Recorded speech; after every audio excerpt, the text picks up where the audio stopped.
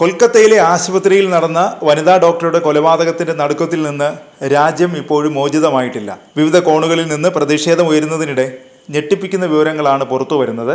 അന്ന് രാത്രി കൊൽക്കത്തയിലെ ആശുപത്രിയിൽ സംഭവിച്ച ക്രൂരകൃത്യങ്ങളെക്കുറിച്ച് സുപ്രീം കോടതിയും റിപ്പോർട്ട് ആവശ്യപ്പെട്ടിരുന്നു.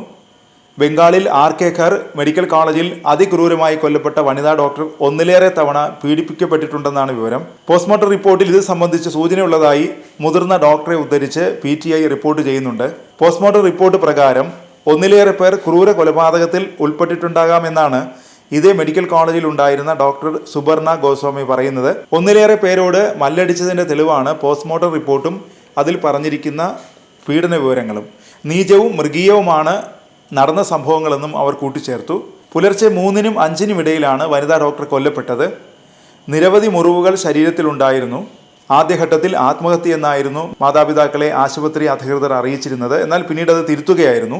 യുവതിയുടെ ദേഹത്ത് 14 മുറിവുകൾ ഉള്ളതായാണ് റിപ്പോർട്ട്. തലയിലും മുഖത്തും കഴുത്തിലും കയ്യിലും ജനനേന്ദ്രിയത്തിലും മുറിവുകളുണ്ട്. കഴുത്തു ഞെരിച്ച് ശ്വാസം മുട്ടിയാണ് കൊലപ്പെടുത്തിയത്. കടുത്ത ലൈംഗിക പീഡനത്തിന് വിധേയാക്കി. പെൺകുട്ടിയുടെ ജനനേന്ദ്രിയത്തിനകത്തു നിന്ന് വെളുത്ത കട്ടിയുള്ള ദ്രാവകം കണ്ടെത്തിയിട്ടുണ്ട്. രക്തവും മറ്റ് ശരീരദ്രവങ്ങളും കൂടുതൽ പരിശോധനയ്ക്കായി അയച്ചിരിക്കുകയാണ്. മകൾക്ക് നേരെ അതിക്രൂരമായ ആക്രമണമാണ് നടന്നതെന്ന് ഡോക്ടറുടെ മാതാപിതാക്കളും പറയുന്നു. അതിനിടെ മെഡിക്കൽ കോളേജ് ആശുപത്രി മുൻ ഡെപ്യൂട്ടി സൂപ്രണ്ട് അക്തർ അലിയും ഗുരുതരമായ ആരോപണങ്ങളുമായി രംഗത്ത് വന്നിട്ടുണ്ട്. മെഡിക്കൽ കോളേജ് ആശുപത്രി പ്രിൻസിപ്പലായിരുന്ന ഡോക്ടർ സന്ദീപ് ഘോഷ് ആശുപത്രിയിൽ പല നിയമവിരുദ്ധ പ്രവർത്തനങ്ങളും നടത്തിയിരുന്നു എന്നാണ് ആരോപണം.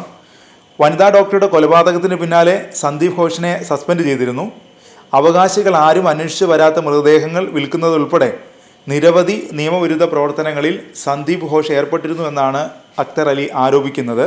ബംഗ്ലാദേശിലേക്ക് ബയോമെഡിക്കൽ മാലിന്യങ്ങളും മെഡിക്കൽ ഉപകരണങ്ങളും കടത്തുന്നതിലും സന്ദീപ് ഘോഷ് പങ്കാളിയായിരുന്നുവെന്ന് അക്തർ അലി ആരോപിച്ചു. 2023 വരെ RG ഖർ ഹോസ്പിറ്റലിൽ ജോലി ചെയ്തിരുന്ന അക്തർ അലി സംസ്ഥാന വിജിലൻസ് കമ്മീഷന് മുൻപാകെ ഈ നിയമവിരുദ്ധ പ്രവർത്തനങ്ങളെക്കുറിച്ച് മുന്നറിയിപ്പ് നൽകിയിരുന്നു എന്നും വ്യക്തമാക്കി. സന്ദീപ് ഘോഷിനെതിരായ അന്വേഷണ സമിതിയിൽ താനും ഉണ്ടായിരുന്നുവെന്നും അദ്ദേഹം പറഞ്ഞു.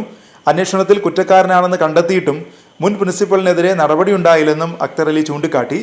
സന്ദീപ് ഘോഷിനെതിരെ സംസ്ഥാന ആരോഗ്യ വകുപ്പിന് അന്വേഷണ റിപ്പോർട്ട് സമർപ്പിച്ചെങ്കിലും ഇതേ ദിവസം തന്നെ RG ഖർ ആശുപത്രിയിൽ നിന്ന് സ്ഥലം മാറ്റുകയായിരുന്നു.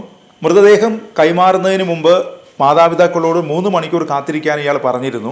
അതേസമയം CBI സന്ദീപ് ഘോഷിനെ പോളിഗ്രാഫ് ടെസ്റ്റിന് വിധേയനാക്കാനുള്ള ശ്രമത്തിലാണ്. ചോദ്യം ചെയ്യലിൽ ഇയാളുടെ ചില ഉത്തരങ്ങളിൽ പൊരുത്തക്കേടുകൾ കണ്ടെത്തിയതിനാൽ നുണപരിശോധന നടത്തുമെന്ന് CBI ഉദ്യോഗസ്ഥർ പറയുന്നു.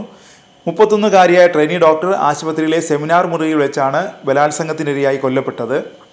36 മണിക്കൂർ നീണ്ട ഷിഫ്റ്റിനിടയിൽ വിശ്രമിക്കാൻ മുറിയിലേക്ക് പോയതായിരുന്നു ഡോക്ടർ.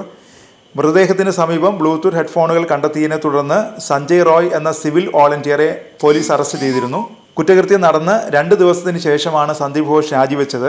അടുത്തിടെ സഞ്ജയ് റോയിയെ പോളിഗ്രാഫ് പരിശോധനയ്ക്ക് വിധേയനാക്കാൻ കോടതിയിൽ നിന്ന് CBI അനുമതി നേടിയിരുന്നു.